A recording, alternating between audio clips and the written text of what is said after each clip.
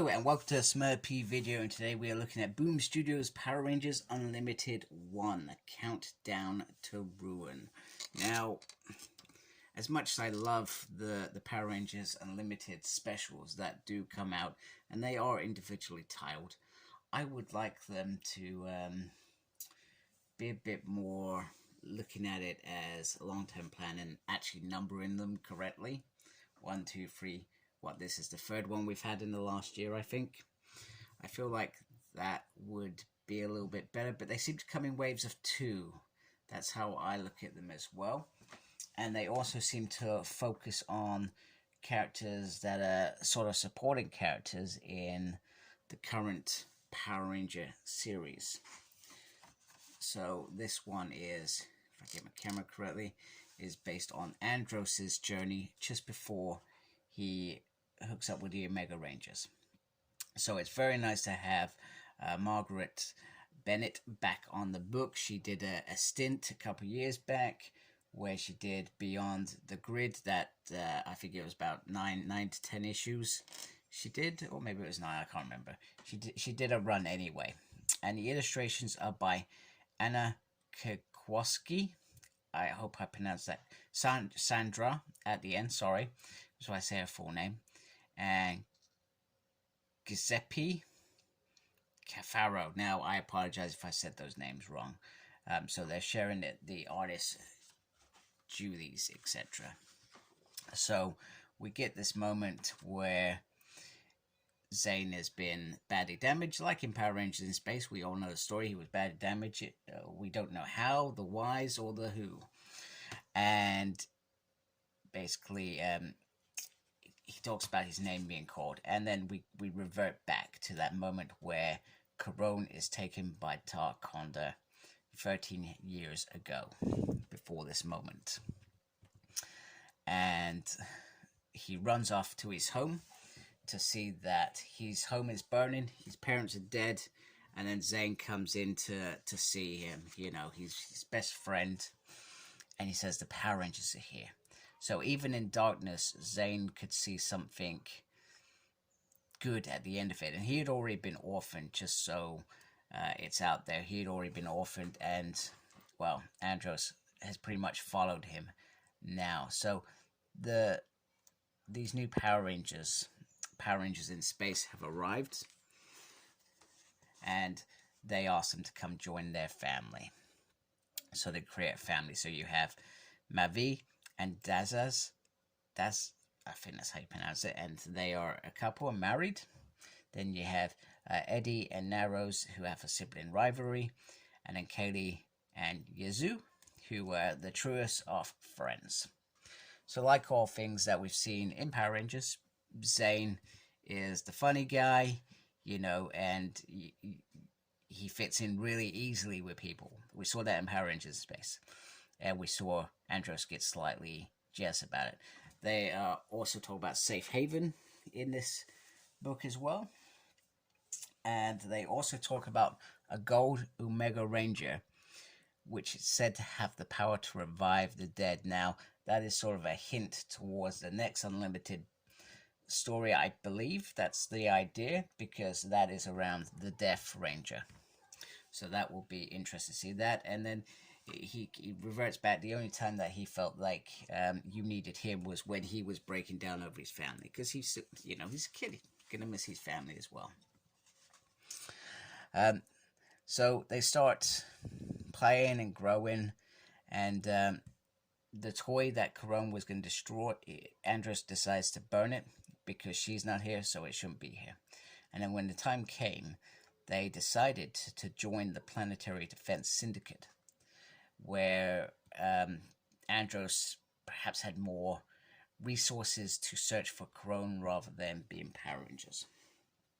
And they graduate, they go to return to the Astro Megaship. Now, the interesting thing that makes this book really interesting is when they come home is Zane is actually chosen to be the Silver Ranger immediately. So back then, Andros wasn't, you know, he becomes this great leader, burdened with responsibility like most leaders.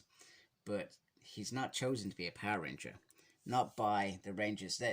So their decision is they're going to go live normal lives, but before they do that, they're going to train the next generation and pass on those skills, etc. And then Zane automatically goes to his friend, I want you to be a Power Ranger with me. And he says he can't, and he goes off. And the reason he can't is because he will never stop searching for his sister. He cannot take responsibility for saving people, etc. with this thing in the back of his mind. If he gets some information, he's going to run. He's going to go. And he's also not prepared to forget about Krone, etc. So he says, it's great why you've got your Technicolor teammates, almost like somebody was watching Joseph in the Technicolor Dreamcoat before they wrote that bit. And he says, it's been 10 years. And he says, she was family, and without her, I've got nothing. And he says, as Rangers, we have the chance to act, to protect people, etc. He says, you don't understand. You don't have any family anymore. And that cuts deep with Zane, because in Zane's mind, his heart, Andros is his family. That's why this is a story of brothers, and that's why it always was. And we get this nice big picture as well. So where it just says up there, he thought they were family. So in the weeks that follow, Zane does his thing as a Power Ranger. However, he feels like a part of him is missing. And yet, Andros still gives himself to the past, thinking of Krone, and that search to save her. Then one night, Zane runs back to his friend and says, the Power Rangers have been called. There is a monster stealing children.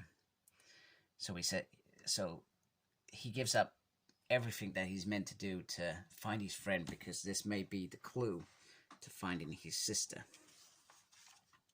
And we get Darkonda commands you, and he is stealing these children, etc., like what he's done in the past. Now, when I read this, I was horrified, because I thought, well, he knows who Darkonda is. He says, where is my sister? I know you've taken her, sort of thing. And then he releases the beryllium bug venom that, when it bites him, it starts to erase the moments of meeting Darkonda and finding out the truth of, and it happens right quickly. I feel like this was a bit brushed this little bit. I feel like they could have waited a couple pages and then done this. They could have had a few exchange words, why did you steal her and stuff, and he can gloat as he would do. Darkonda would do that. And he says, he talks about astronomer here, etc. And then by the end of it, he doesn't remember who that man is, but he does remember that. So he gets a serum, and then he says, I've got to go after that man. That monster's taking my sister, and I can't even remember what he looks like, etc. So he is slashing, etc., and chasing after this monster. And they're escaping, etc. And he finds one of the toys down there. He decides to throw it into one of the thrusters, and it blows. However, he's been given a Space Morpher and morphs into the Red in Space Ranger and goes in. So yeah, like I said, I felt like that little bit was a bit rushed, etc. So this is when the brothers rebond, and they go out to save the world as Power Rangers, and still trying to find his sister. However, Dark Spectre finally invades, and every one of his friends, you don't actually see it, they are either killed or captured or vanished. Now, I guess my question around that is, how does Andros get the Morpher? Or they just put, because if they're taken and killed elsewhere, how do they get that Morpher back? So that's an unanswered question. And then eventually Zane falls for the strike that was meant to kill Andros, and he's lost everything. You know, he hasn't really got anything left to lose now. There's literally him, which is why I guess we get the Andros we're seeing in Power Rangers acting a little bit cold. He's not really wanting to bond. And if you remember the beginning of that first episode in space, he reluctantly doesn't want to help those Rangers because he doesn't want a team. He's had a family. They've all been killed.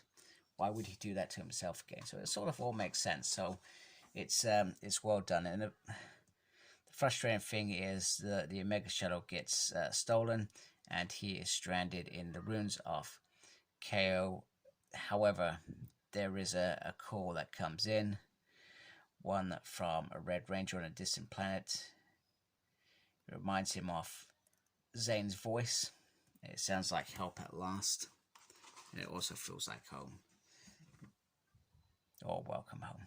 So there we go. So a fantastic one-off. I really enjoyed that. I enjoyed it a great deal, actually. More than I was expecting, considering we know some of this stuff already. Margaret has just done probably what Ryan does really well. She's found gaps and sort of filled things in. I think the only thing that I felt could have perhaps happened earlier is he found out about Dark Conda, and then that being poisoned, etc. I feel like that would have been cool to happen slightly afterwards. But anyway, it is what it is. I've enjoyed this issue. Thank you for watching. If you do like my channel, please subscribe to my channel. I really appreciate it. If you already subscribed, thank you very much, and thank you for watching. Make sure you look after yourself. Very important these days. And as always, embrace the geekiness. Take care. Goodbye.